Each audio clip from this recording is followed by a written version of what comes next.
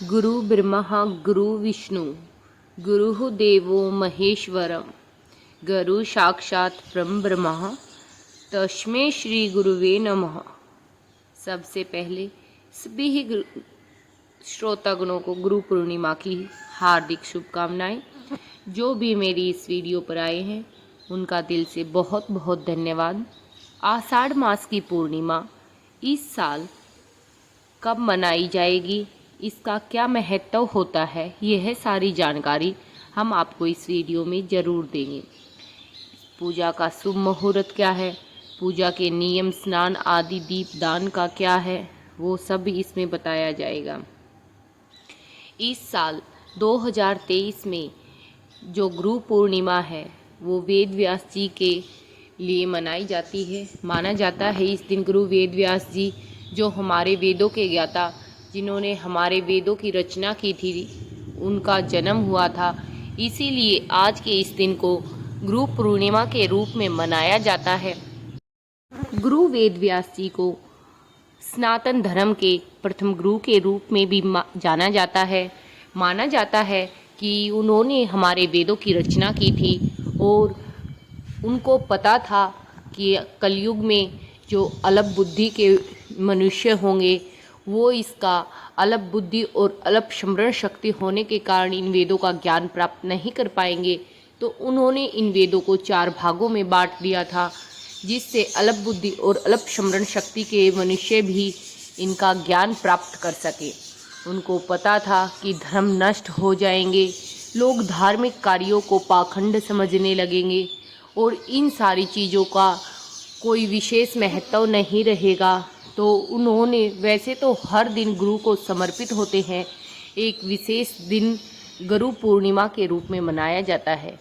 इस दिन हर कोई अपने गुरु की पूर्णिमा के दिन अपने गुरु की जो दीक्षिणा और दान देकर उनका आशीर्वाद प्राप्त करते हैं और उनके लिए एक विशेष पूजा करते हैं।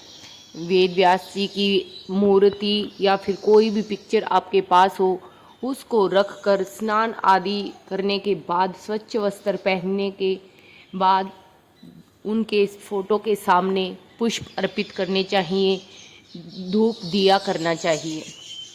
और जो भी अपने अपने गुरु होते हैं उनको विशेष तोहफा या अपनी श्रद्धा के अनुसार कुछ भी भेंट देकर उनका आशीर्वाद प्राप्त करना चाहिए। कहा जाता है गुरु ही वह प्रथम मनुष्य है जो हमें इस संसार में, इस कलयुग में पार उतारने के लिए और अच्छी शिक्षा देने के लिए आए हुए हैं। इसलिए हमें इस चीज़ का विशेष ध्यान रखना चाहिए। इस दिन गंगा नदी, यमुना नदी या किसी भी पवित्र नदी में स्नान करने का विशेष महत्व होता है। अगर वहाँ पर जाना संभव न हो तो आप घर पे ही पानी में गंगा जल मिलाकर स्नान आदि कर सकते हैं। साथ ही साथ इस दिन भगवान विष्णु और सत्यनारायण भगवान की भी पूजा की जाती है। भगवान विष्णु को प्रसन्न करने के लिए केले का प्रसाद भक्तों में बांटा जाता है। उसके साथ साथ भगवान सत्यनारायण की कथा भी की जाती है और उसका स्मरण पाकर हम अपने पापों से मुक्ति पा सकते हैं। इसके साथ ही इस दिन यह पूर्णिमा एक विशेष महत्व रखती है, क्योंकि यह आषाढ़ महीने की पूर्णिमा है और इसके बाद सावन मास शुरू हो जाता है, जो हमारे महादेव को समर्पित होता है। लोग बड़े दिल और पूजा भाव से इस दिन पूजा करते हैं। तो इस दिन जो पूजा का समय है वह 2 जुलाई 2023 रविवार 2 जुलाई 2023 रविवार रात 8:21 से शुरू हो जाएगी और अगले दिन यानी कि सोमवार को शाम 5:09 पर ख़त्म हो जाएगी।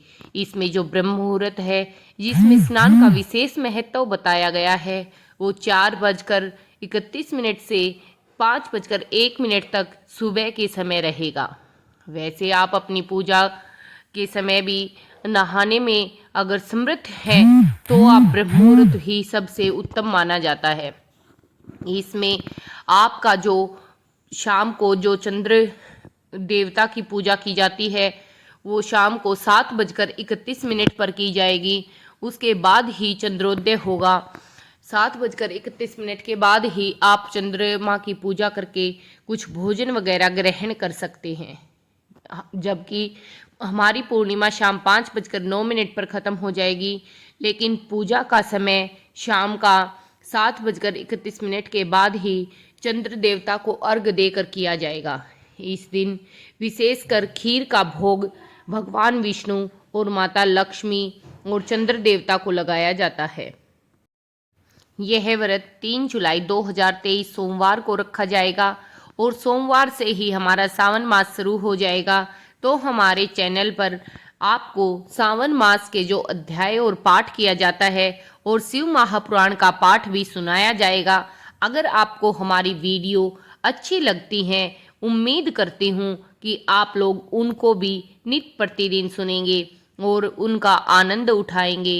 भगवान की शक्ति और आस्था का विश्वास ही एक ऐसी चीज है जो हमें इस कलयुग से पार कर सकता है।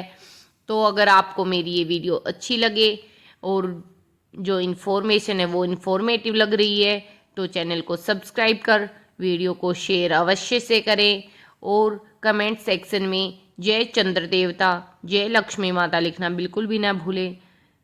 ओम नमो भगवते वासुदेवाय नमः।